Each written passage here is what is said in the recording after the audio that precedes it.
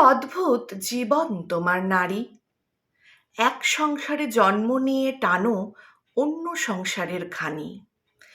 সেই ঘানি টানার জন্য আবার তোমার পিতামাতাকে দিতে হয় পণ নামের বিষাক্ত আহুতির খনি। কি অদ্ভুত জীবন তোমার নারী! জীবনের অর্ধেক সময় তোমার কাটে এক সংসারে, আর অর্ধেক কাটে আরেক সংসারে। কারো কারো তো শেষ আশ্রয় হয় বৃদ্ধাশ্রম কিংবা রাস্তাঘাটে নিষ্ঠুর এই জগৎ সংসারে। কি অদ্ভুত জীবন তোমার নারী! তুমি ভালো কাজ করলেও ঘোমটার আড়ালে তোমার মুখ ঢেকে রাখতে হয়।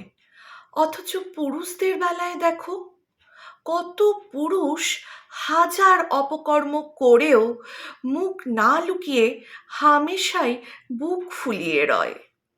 কি অদ্ভুত জীবন তোমার নারী! জীবনের অর্ধেক সময় চলে যায় বাবা মা ভাই বোনদের বুঝতে, বাকি অর্ধেকটা যায় শ্বশুর শাশুড়ি দেওর ননদকে বুঝতে। নিজেকে বোঝার সময় পাও না তুমি। এমন করে চলতে চলতেই তোমার ডাক আসে শেষ ঠিকানার। কি অদ্ভুত জীবন তোমার নারী! তুমি সবার জন্য ভেবে মরলেও তোমার জন্য প্রকৃতপক্ষে কেউ ভাবারই থাকে না। তাই তো পান থেকে চুন খসলেই তোমার দিকে অভিযোগের আঙুল তুলতে কারোর দ্বিতীয়বার ভাবতে হয় না। কি অদ্ভুত জীবন তোমার নারী!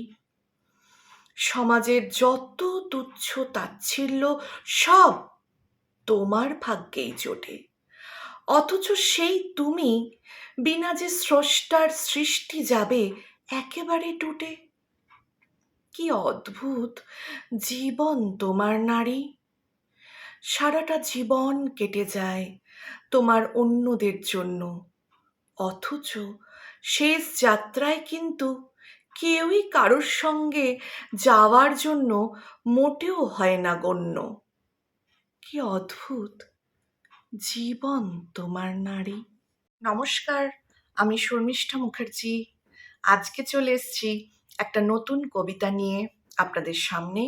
কবিতার নাম নারী তোমার জন্য, লেখক সুদীপ্ত সেন। আশা করি ভালো লাগলো আপনাদের এই কবিতাটা। এটা প্রতিটা নারীরই হয়তো মনের কথা। যদি কবিতাটা ভালো লেগে থাকে তাহলে অবশ্যই শেয়ার করবেন, আর লাইক কমেন্ট করতে কিন্তু একদম ভুলবেন না। নমস্কার।